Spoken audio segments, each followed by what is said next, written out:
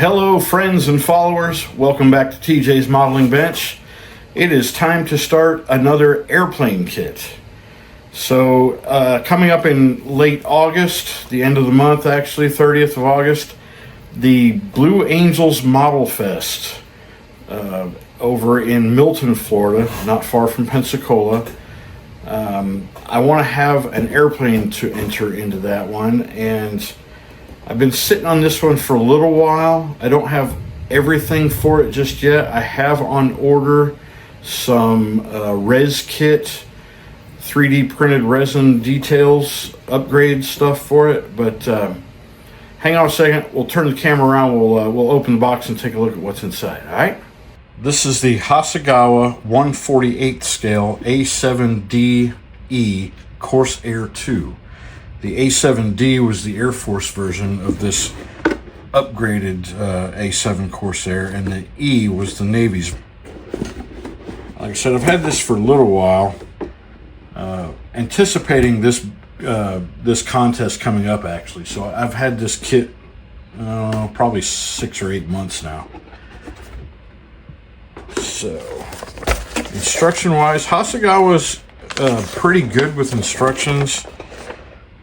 You've got your color callouts, your sprue map.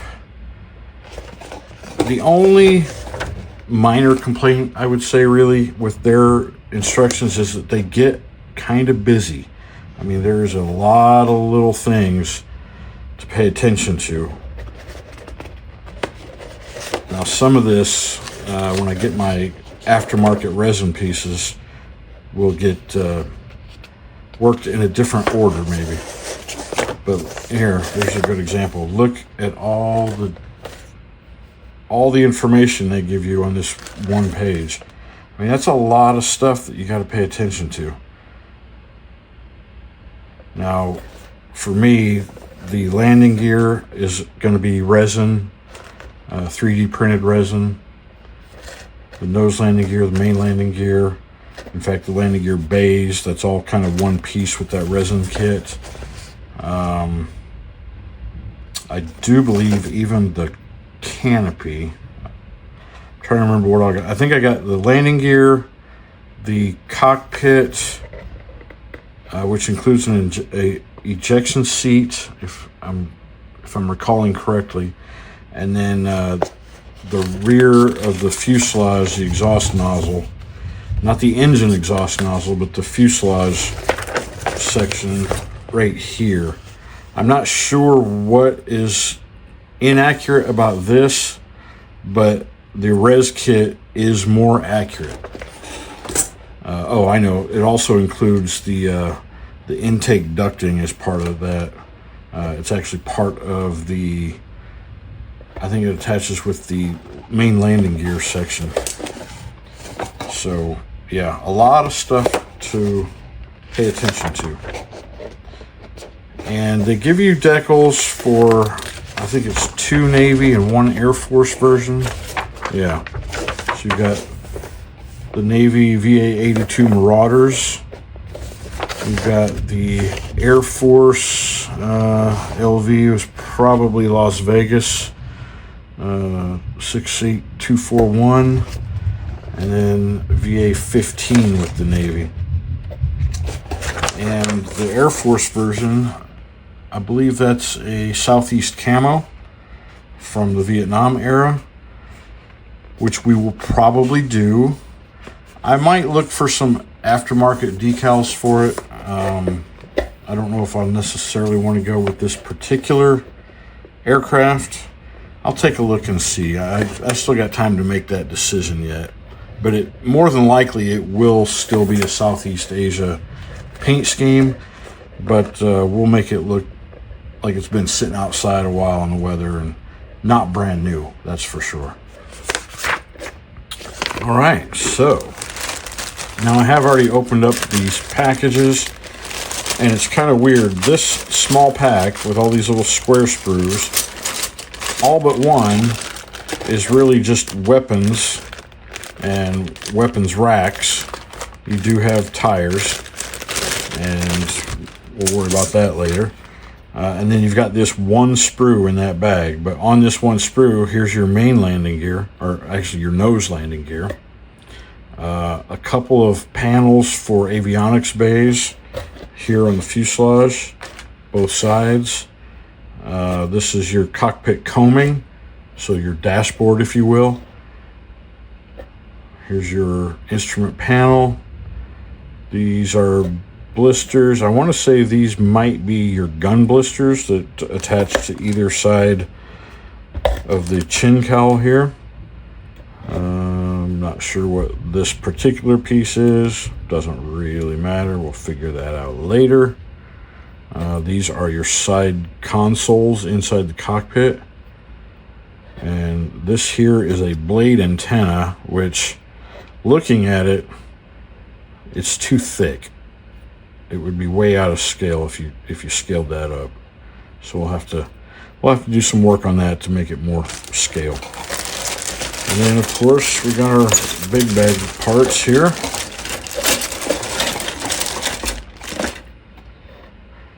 Wings, top and bottom halves, trailing edge flaps, leading edge slats. Let's see, looks like perhaps some more. Oh, that's your wing fold hinge points. So you can build this either with the wingtips folded or extended. The Air Force version did not have folding wingtips. So we are going to build this as a straight wing. But that's what these pieces represent here. It would be the hinge at the wingtip where it folds. And then these would be strut, ground support struts that hold the wingtips and keep them from moving. So you attach one end to the wingtip that's folded, the other end goes into the main part of the wing that's not folded. And then some other, looks like that's another antenna there maybe. This is some kind of an exhaust port for maybe an APU. And then here's our vertical stabilizer and horizontal stabilizers, top and bottom pieces. More weapons pylons. We have a pilot figure, which is something that's kind of rare these days. Here's more leading edge slats.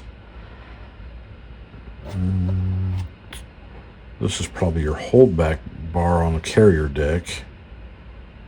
Yeah, not real sure. This is probably our, well, I don't know. I was going to say that's probably our arresting hook, but it doesn't look near big enough to be an arresting hook. The shape of it's kind of odd, so that's not the arresting hook. I don't know what it is. We'll figure that out later. So far it all looks really clean though. Here's some landing gear doors. A different cockpit combing from what we saw over here. So one of these is probably Air Force and one's Navy. You can see there's a little bit of a difference in this area.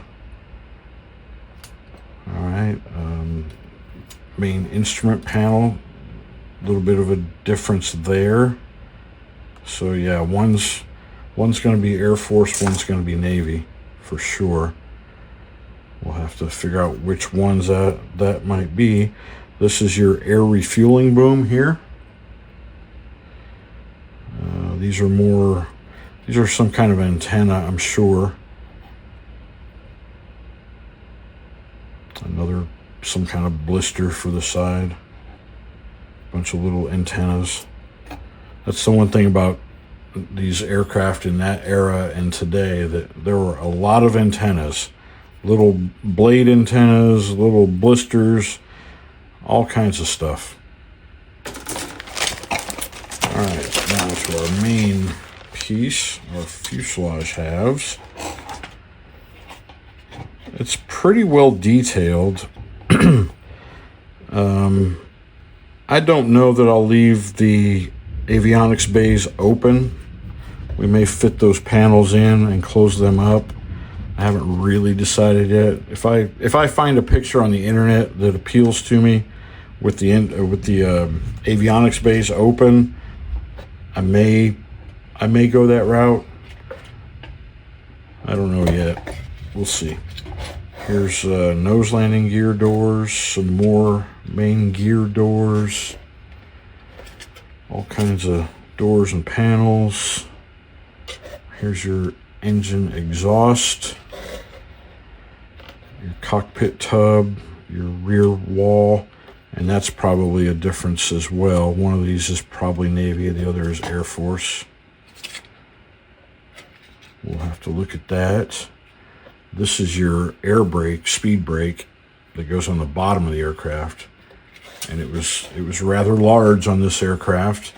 And if pilots weren't paying attention to how they were configured, they could try to land with this thing down, which would significantly damage it. Now, it's probably designed in such a way that it would damage this before it actually damaged the rest of the airplane, but you still don't want to be the guy that lands with that thing down. And here's some landing gear parts. Here's sides of the ejection seat. These are probably inner walls for the nose landing gear. But all that will be replaced with the 3D printed resin that we get. Let's see what these two smaller pieces are in here. Oh, something just fell off of that one. There we go. This is another piece of coaming that goes around the cockpit and canopy. We'll just leave that. We'll leave that in the bag for now. What else have we got here? Those might still be part of the ejection seat. Might be part of the rails. Yeah, it is. Because here's your seat. Here's your seat sides. So again, the Navy and the Air Force more than likely at that time used different ejection seats. It was fairly common that the services didn't use the same parts and pieces all the time. But we'll look at that later as well. All right, and then our clear pieces, and then you've got this metal photo etch. This is actually a strengthening. What would you call it? It goes along, if I'm not mistaken, it goes along the sides of the fuselage to strengthen it, like strengthening stringers. The one there, that kind of oval-shaped one, don't really know where that one goes, but I do know that these are for the fuselage to strengthen it. But the canopy glass looks good. I do not see, which is nice, I don't see a seam running down the middle of it. A lot of times you will have a seam there, but I don't see one. That's nice. All right. And then the decal sheet, of course. Let's see if we can get it out. All right, so Navy, Air Force, Navy. Yeah. I mean, they're good decals, made in Japan. Yeah, I might try to find something aftermarket. I still got time to make that decision though, so that's it. Now I'll take the time to separate everything from the sprues, clean them up where the attachment nubs were, sand them down, make them all clean, and then I'll compartmentalize all these parts and pieces into a storage tote that I keep just for that reason. All right, so stick around. We'll see more soon. I finally got my Reskit resin order delivered, so I thought we'd take a quick look at the pieces, parts, and then I'll finally be able to get started actually building this thing. All right. Tell you what, let me back off here a little bit. There we go. So, shows you what parts need to be removed from the supports. Quite a bit. Very well laid out instructions. So this is the kit fuselage, and it's showing you that you need to cut out this section of the wing saddle, and then remove the nose section. Wow. Widen the opening to the left and right by 0.5 mm. Okay.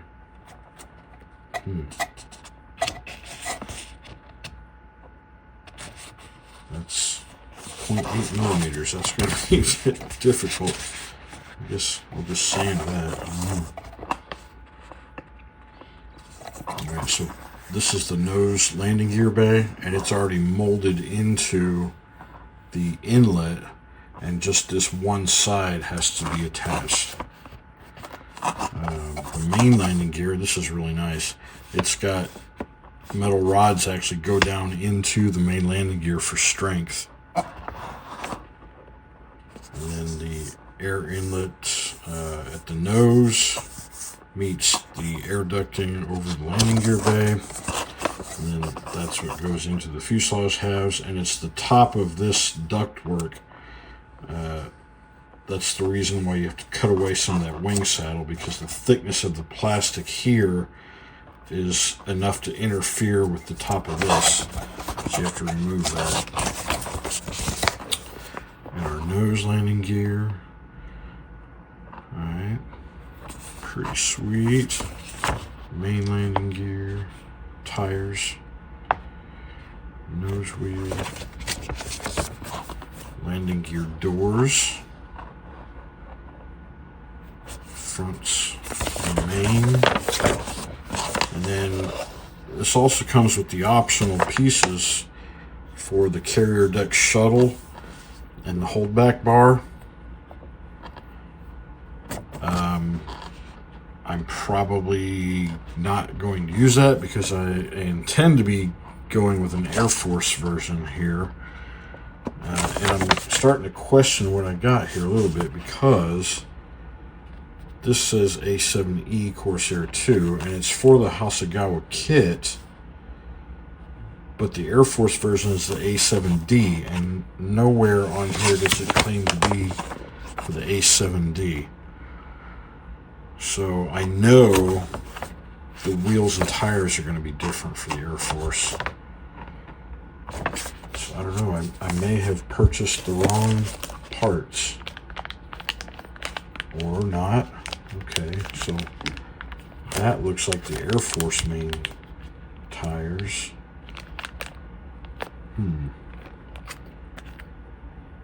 Here's our metal rods for the main landing gear. Decals for all your information in the landing gear.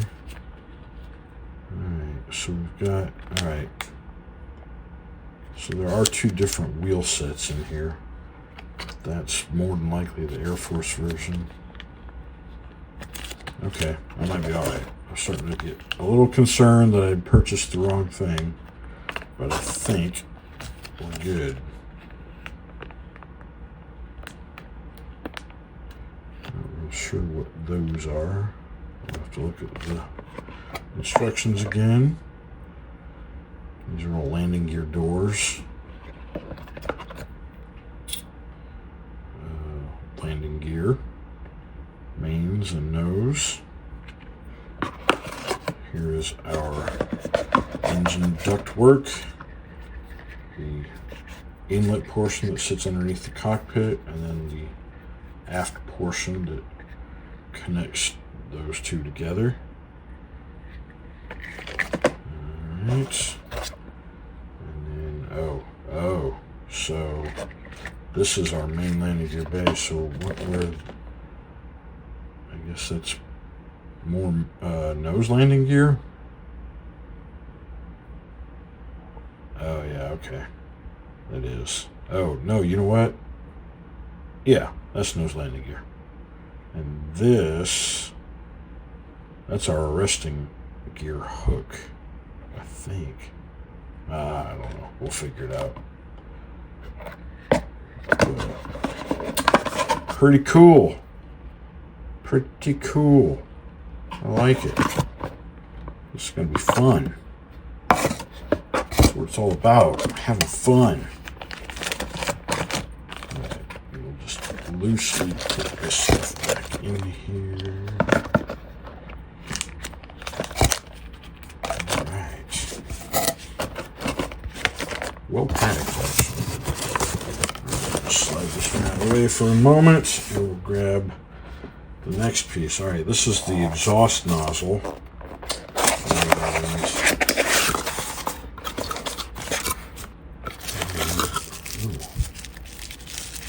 Again, very well packaged. Look at that.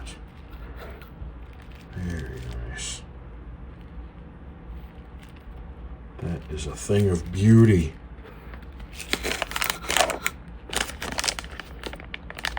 Engine exhaust nozzle, more. So this is one of the formers. Cool, cool.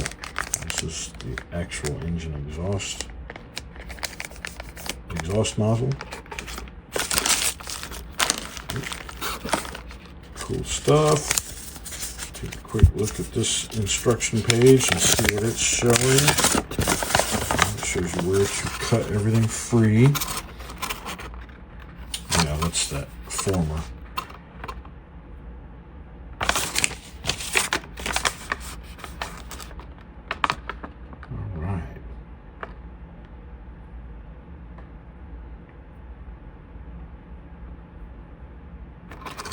Yeah, it must be this additional part here that improves the kit version, because in this drawing they're not showing this antenna, which is what that is. It's a part of an antenna of some defensive system, I'm sure. So, alright, so we got that. And then we got one more still. And that is our cockpit. Right. That, and that's got the 3D decals, right? You can feel all the raised buttons. More placarding. Cool, cool.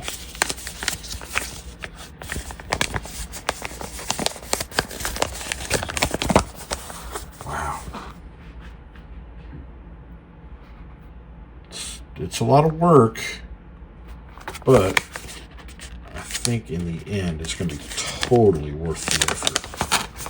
Totally worth the effort.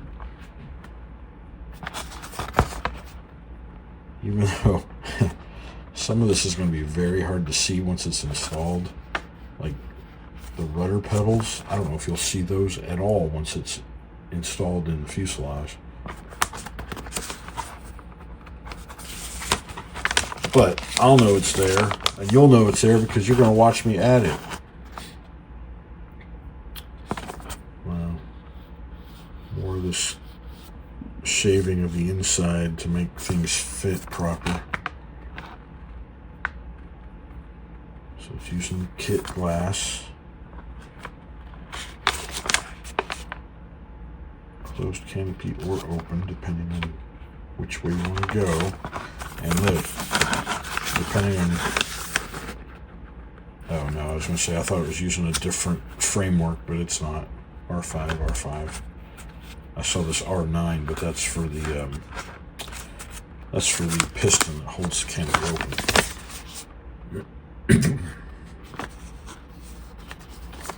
Our 3D mat, painting mat. Nice. There's our instrument panels, left and right console. Not real sure what these. Oh, well, one of those is the joystick. Looks like. All right. And here's our canopy frame, windshield frame, ejection seat. And our interior tub and the center instrument panel. Wow.